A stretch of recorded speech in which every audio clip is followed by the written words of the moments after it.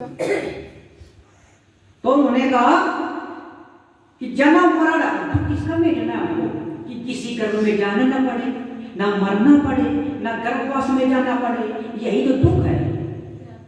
पर हम लोग क्या कर रहे हैं, हम इस संसार का दुख नहीं मिला पा रहे हैं, तो ये जन्म मरण वाला दुख कब मिटेगा?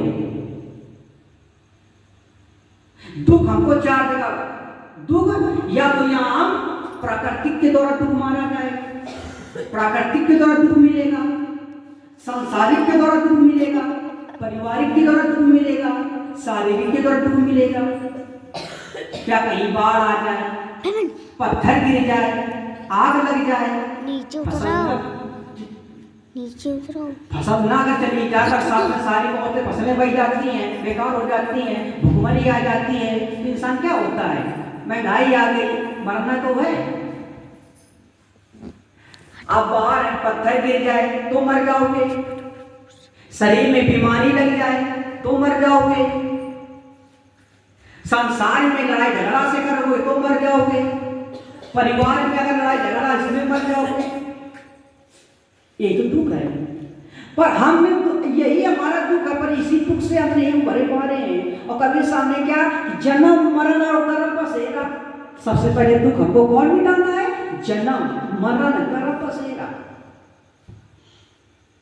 पर यहाँ हम आके इस रोग में फंस गए कि ये संसार हो गया, ये तो संसार लोगों का संसार है। यह संसार हो गया, सतगुरु वेद का हो न जाना, किसी ने सतगुरु को नहीं जाना। सबको जाना पर सतगुरु को नहीं जाना। बिन चीने सतगुरु, अगर सतगुरु को नहीं चीनोगे तो भव सागर से पार नहीं होगे। सतगुरु की तो बहुत बड़ी बात पूरी यहाँ लोग अपने चीनते हैं। यही नहीं मालूम सत्संग होता क्या है। जबकि कहा कि बिन सत्संग विवेक न होई, बिना सत्संग के ज्ञान नहीं हो सकता। चाहे बनी जाओ शंकर समोही, कितने भी बड़े ज्ञानी बन जाओ, पोथी पत्रा पढ़ने से कोई ज्ञानी थोड़ा हो जाता है। ज्ञानी कैसे किसे है? अरे ज्ञानी तो वही है जो जन्म मरण का दुख मिटा ले। पर इस संसार में आकर के हम फंस गए, जीवात्मा यहाँ आकर के फंस गए।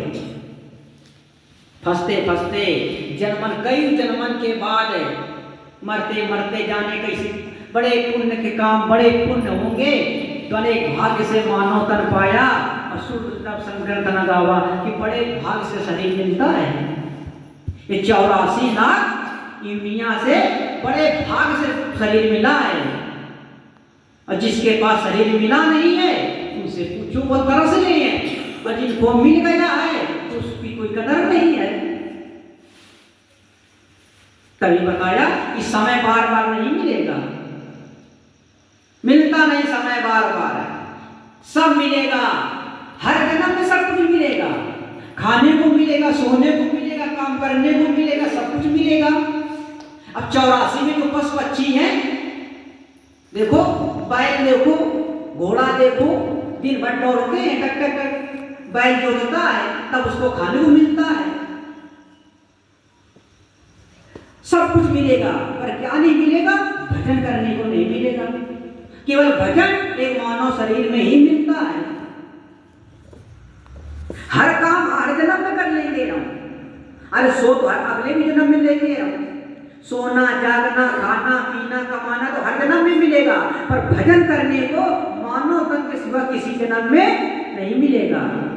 तो जो काम जरूरी है वो हम नहीं कर रहे हैं, और जो काम को जरूरी नहीं है पहले हम उसको करते हैं।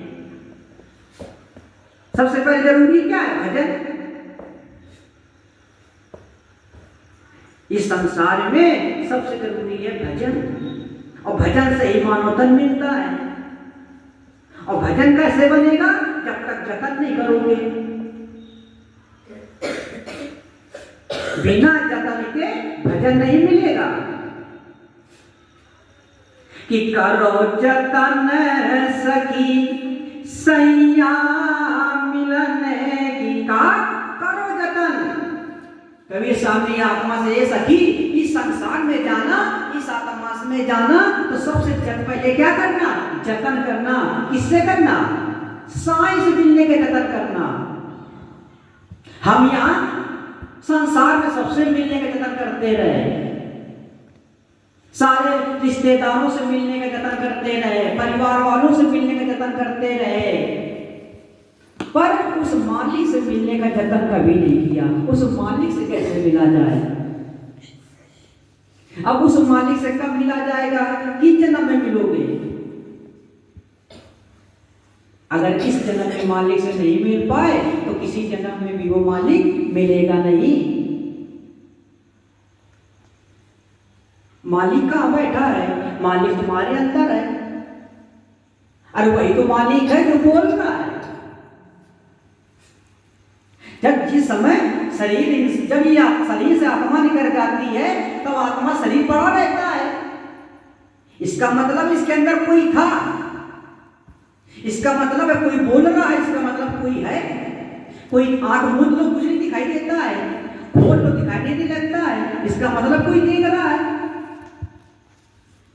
और जब ये शरीर जब जिंदगी शरीर से कोई निकल जाता है तो ना चाहे ना देख सकता, ना बोल सकता है, ना सुन सकता, ना चल सकता, ना फिर सकता है। इसका मतलब है जो इसके अंदर था वो निकल गया, वही मालिक है। अब उस मालिक को पहचाना कैसे जाएगा? उस मालिक को पहचानोगे कैसे, जानोगे कैसे? हमने दूसरे के बारे में सोचते रहे पर अपने के बारे में कभी नहीं सोचा। जैसे दूध पकाओ तो घी अपना ऑटोमेटिक निकलना की मलाई, और जब मलाई निकलना आ गए तो फिर वो बचा घी बनाओ, जब मक्खन बनाओ, जब माठा बनाओ, जो तुम बना दो। जब तक इस शरीर को पकाओगे नहीं तब तक कुछ मिलने वाला नहीं है। अब पकाना कैसे है? सत्संग में भजन करो, बिन सत्संग में विवेक न हुई।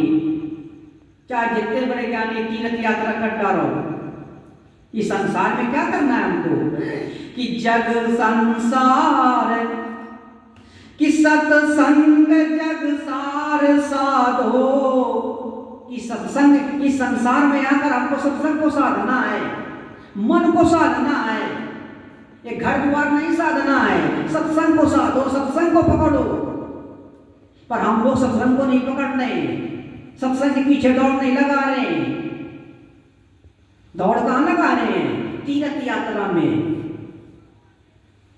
काशी गए, मंदिर गए, गए हरिद्वार और चारों धाम तीर्थ कर आए, पर मन का नहीं सुधार। हम तीर्थ कर आए, चारों धाम घूम आए, और अगर मन नहीं सुधरा तो कोई लाभ मिलेगा? इससे कोई लाभ नहीं मिलेगा। जब तक मन नहीं सुधरेगा, मन को नहीं साधोगे, मन को नहीं पकड़ोगे तो इस संसार में सुख मिलने वाला नहीं है, वो मालिक मिलने वाला नहीं है, वो आनंद नहीं मिलेगा। केवल जिंदगी एक जिंदगी है, सुबह दोपहर शाम, लड़कपन, जवानी, बुढ़ापा,